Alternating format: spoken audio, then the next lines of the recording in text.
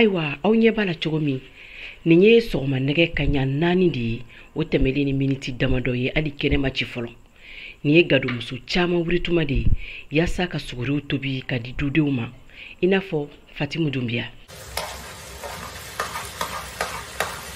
Ne bɛ n ka suguru tobi depuis sufɛla fɛ ka bila n bɛ n ka kini ni n ka nanw bɛɛ lajɛlen tobi ka bila là comme ça 4 heures ne wulila n b'a kala mɔgɔ ka se ka dumuni kɛ joona cogo min.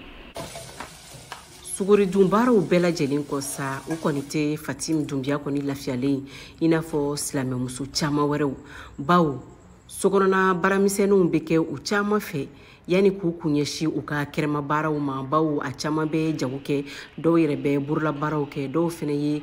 tubabu baarakɛlaw ye. An bɛ wuli komi an bɛ sunkalo la an b'an ka suguriw dilan donc an bɛ bɔ suguri dilanw na tuguni i b'a dɔn dugujɛ fana bɛ na tuguni an bɛ wuli ka continuer an ka baara ye tuguni bon ne bɛ se k'a fɔ repos kelen yɛrɛ tɛ ne na yɛrɛ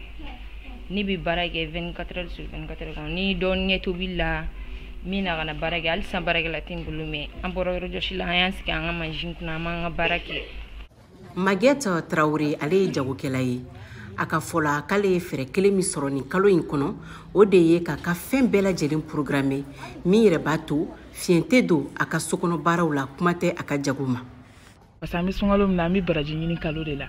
bon i ka sun tɛ se ka mɔgɔ baara tɛ mɔgɔ bali sun na quoi i ka tɛ ka sun kɛ k'i ka baara kɛ n bɛ ka mun fɔ fɛn bɛɛ ye programme ni fɛn bɛɛ programme kɛ i bɛ se k'a fɛn kɛ ka ɲɛ baara tɛ mɔgɔ bali sun na quoi i m'a ye a kalo kelen baraji an ka cɛsiri a kana taa k'an to quoi. Musow bɛ cɛsiri min na nin kalo barikama in kɔnɔ yala baraji kɛrɛnkɛrɛnnen b'u ye wa kuranɛ sanuma bɛ mun fɔ o kan. Ka sun ni tileba in kɔrɔ ka sunatigɛ k'o labɛn bɛɛ b'a dɔn k'a fɔ k'a ma nɔgɔn donc a baraji de kama o de b'a ku i fɛ ka wuli dun tilama fɛ ka suguri labɛn mɔgɔw ka suguri dun bɛɛ b'a kalama k'a fɔ ko a ma nɔgɔn parce que an bɛ wuli waati min na 3 heures du matin 4 heures bɛɛ b'a dɔn k'a waati sunɔgɔ ka di mais e k'o sunɔgɔ to yen ka wuli ka suguri labɛn k'a di mɔgɔw ma mun kosɔn walasa ka se ka balo ka se ka sun kɛ donc a baraji n'Ala tɛ maa t'a la o de kosɔn Ala kira sallallahu alaihi wasallam ko sunkalo kɔnɔ k'an bɛ mouvement kɛ an bɛ lama kɛ n'an b'a a baara dɔn n'an b'a a hɛrɛ dɔn n'an b'a bonya dɔn ko a tɛ digi an na ko parce que ko sunkalo yɛrɛ mouvement bɛɛ ye baraji ye surtout silamɛ Ala k'an bɛɛ sɔn a ma. U ka cɛsiri an bɛ dɔ fara kan kɛ n'o tɛ u bɛɛ ka ko bɛɛ kɛ an b'u fo k'u waleɲuman dɔn Ala ka dɔ fara an n'u ka kɛnɛya kan Ala ka sunkalo caman yira an n'u la parce que u bɛ ka baara min kɛ sunkalo in na u sara bɛ Ala de bolo n'o tɛ u sara tɛ mɔgɔ bolo.